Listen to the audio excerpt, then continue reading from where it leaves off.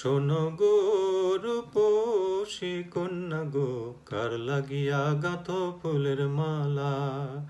শোনো গো রূপসী কন্যা গো, কার লাগিয়া গাঁথো ফুলের মালা। ও তার খোপায় পরা রূপার কাঁটা গো, ও তার খোপায় পরা রূপার কাঁটা গো,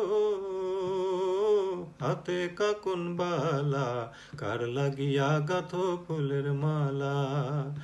শোনো গো রূপসী কন্যা গো, কার লাগিয়া গাঁথো ফুলের মালা।